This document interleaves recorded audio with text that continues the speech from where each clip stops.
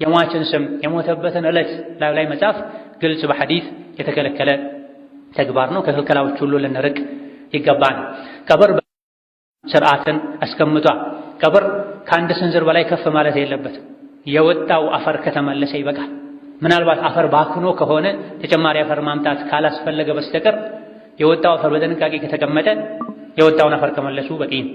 ከአንድ ስንዝር በላይ ከፍ መደረግ የለበትም። አንድ ስንዝር ከፍ ሲልም መሃሉ እንደ ሻኛ ከፍ ያለ መሄድ አለበት። ዝናብ በሚዘንብበት ጊዜ ላዩ ላይ ውሃ እንዳያቆር ወደ ጎንና ጎን እንዲፈስ አንድ ስንዝር ሆኖ መሃል አካባቢው ከፍ ያለ ሄዶ እንደ ሻኛ መሃሉ ትንሽ ከፍ ማለት አለበት።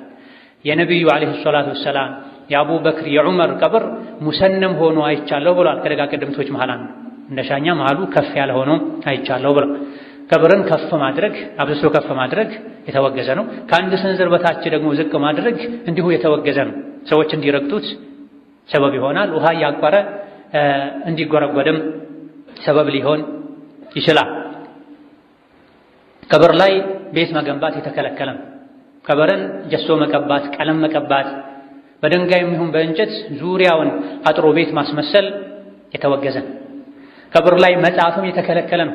ሱነን በተዘገበ ሐዲስ ነቢያችን ሰለላሁ ዐለይሂ ወሰለም ቀብር ላይ መገንባትን፣ ቀብርን ጀሶ መቀባትን እንደዚሁ ደግሞ ቀብር ላይ ስም መጻፍን ከልክለዋል። የሚፈቀደው ምልክት ማድረግ ብቻ ነው።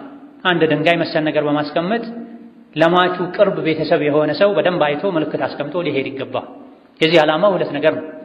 አንደኛ ከተቻለ ዘመዳማሞች ሲሞቱ ቤተሰብ ሲሞት ከሱ አቅራቢያ መቅበር ይወደዳል። ነብዩ ሰለላሁ ዐለይሂ ወሰለም ይሄን አድርገዋል። የወንድሜ ቀብር የዑስማንን ቀብር ቤተሰቦቼን ከዙሪያው ቀብርበታለሁ ብለው ምልክት አስቀምጠዋል። ከተቻለ ቀብር የጋራ መገልገያ ነው።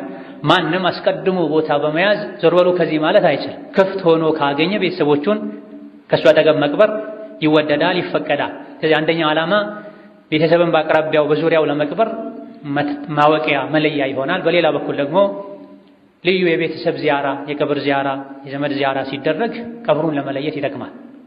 ይሄን ለማድረግ ለየት ያሉ ምልክቶችን ሁሉም የራሱን ቀብር የሚለይበት የሟች የዘመዱን ቀብር የሚለይበት ምልክት ያድርግ እንጂ ስም መጻፍ በሐዲስ ተከልክሏል። ከሟቾች ከቀብሮች ብዛት አንፃር እኔ መለየት አልችልም፣ ሌላ መፍትሄ ይፈጠር እንጂ በዲን የተከለከለ ነገር በማድረግ የሟችን ስም የሞተበትን ዕለት ላይ መጻፍ ግልጽ በሐዲስ የተከለከለ ተግባር ነው። ከክልከላዎች ሁሉ ልንርቅ ይገባል። ቀብር በጊዜው ከተስተካከለ ይበቃል። አሕሲኑ ብለዋል ነብዩ ሰለላሁ ዐለይሂ ወሰለም። አቆፋፈርን አቀባበርን አሳምሩ ብለዋል። በዕለቱ ወንድማቸውን እህታቸውን ሊቀብሩ የወጡ ሰዎች አሳምረው ቆፍረው አሳምረው ከቀበሩ ካስተካከሉ ቀብሩ ከተጠናቀቀ በኋላ እንደ ሰናም እንደ ሻኛ ካደረጉት ዙሪያውን ከደለደሉት ምልክት ካስቀመጡበት በቂ ነው። ሶስተኛው ቀን ላይ፣ ሰባተኛው ቀን ላይ፣ 40ኛው ቀን ላይ የቀብር ማስተካከል እያሉ ወደ ቀብር ተመልሶ መሄድ ቢበላሽም ባይበላሽም ጥገና ቢያስፈልገውም ባያስፈልገውም ቀን ጠብቆ ቀብር መጠገን ከጊዜ በኋላ የመጣ ተግባር። ከነገሮች ሁሉ ያማረው የረሱልን ሰለላሁ ዐለይሂ ወሰለም ሱና መከተል።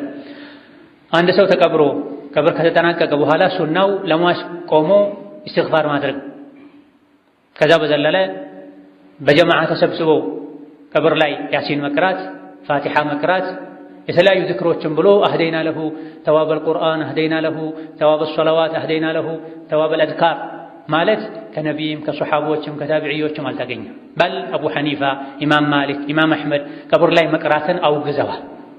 ክልክል ነው፣ የተጠላ ነው ብለዋል። ብዛት ሀገራችን የሻፊዒ መድሀብ የሚከተሉበት ሀገር ከመሆኑ አንፃር የሚያደርጉ ሰዎች እኛ ሻፊዒዎች ነን ነው የሚሉት። ሻፊዒ ሪድዋኑላሂ ዐለይሂ ወረሒመሁ ቅሩ አላሉም ቀብር ላይ። የተወሰኑ የእሳቸው መድሀብ ተከታዮች ይቀራል ሊሉ ይችላሉ። ነገር ግን ነቢዩ ዐለይሂ ሰላቱ ወሰላም ቀብር ላይ ካልቀሩ፣ ሰሓቦች ካልቀሩ፣ ታቢዕዮች ካልቀሩ ሌሎች በኢማሙ ሻፊዒ ደረጃ ያሉ ኢማሞች በግልጽ ካወገዙ ሰዎች ሲያደርጉ አየን ብለን ልናደርግ አይገባም። የሚቀራው ከተቀራም ጣረሞት ላይ ለደረሰ ሰው ነው። ይቅረኡ ዐላ መውታኩም ያሲን በሚለው ሐዲስ መሰረት ከተካሄደ ጣር ላይ የደረሱ ሙታኖቻችሁ ላይ የሞት አፋፍ ላይ ያሉት ላይ ያሲን ቁሩ የሚል ሐዲስ አለ። ሐዲሱ ሶሒህ ነው ضعيف አወዛጋቢ ነው። ሶሒህ ነው ቢባል የሞት አፋፍ ላይ ላለ ሰው ነው የሚቀራው። ለምንድን ነው? ሰብር እንዲያደርግ እንዲጽናና፣ አኼራ ላይ ለሙእሚኖች አላህ ያዘጋጀውን ረሕመት ደስታ በማሰብ ሰውነቱ ፈታ ብሎ ነፍሱ ሳትሰቃይ እንድትወጣ ለማድረግ ነው ጣረሞት ላይ ያሉ ያሲን ቁሩ የተባለው እንጂ ኢነከ ላ ቱስሚዑል መውታ የሞተ ላይ ያሲን ቁሩ አይልም ቁርአን። ምክንያቱም አንተ ሙታንን አታሰማም ብሏቸዋል ነብዩ ሰለላሁ ዐለይሂ ወሰለም። የሞተ ሰው ላይ ቁርአን መቅራት ምንም አይጠቅም። ለሟች የቁርአንን አጅር መላክ ይቻላል፣ ሀዲያ መስጠት ይቻላል በሚለው እንኳ አስተያየት መሰረት ብንሄድ ቀብር ላይ ቆሞ በጀማ ተሰብስቦ መቅራት አልተገኘም። ይሄንም የሚሉት በዚህ መልኩ አድርጉት አይደል። ለሞተ ሰው ዚክርን፣ ዱዓን፣ ቁርአንን፣ ሰደቃውን፣ አጅሩን መስጠት ይቻላል። የገንዘብ ሰደቃ መስጠት እንደሚቻለው፣ ሐጅ ዑምራ ማድረግ እንደሚቻለው፣ ጾም ካለበት ለሟች መጾም እንደሚቻለው፣ የመልካም ሥራ ምንዳ ለሟች መስጠት ይቻላል በስጦታ እንኳ ቢባል የሚሉ በርካታ ዑለሞች አሉ። አፈጻጸሙ ግን አሁን ባለው መልኩ አይደለም። ቀብር ላይ ተሰብስቦ በጋራ በመቅራት አይደል። ይሄን ሱሐቦችም ታቢዒዮችም ነቢይም ዓለይሂ ሰላቱ ወሰላም ታላላቅ ሱሐቦቻቸውን ልጆቻቸውን ሲቀብሩ ይሄን አደረጉ የሚል ነገር የለም። ቢበዛ ቀብር ከተጠናቀቀ በኋላ ኢስተግፊሩ ሊአኺኩም ወስአሉ ለሁ ተስቢታ ፈኢነሁ ልአነ ዩስአል ነበር የሚሉት።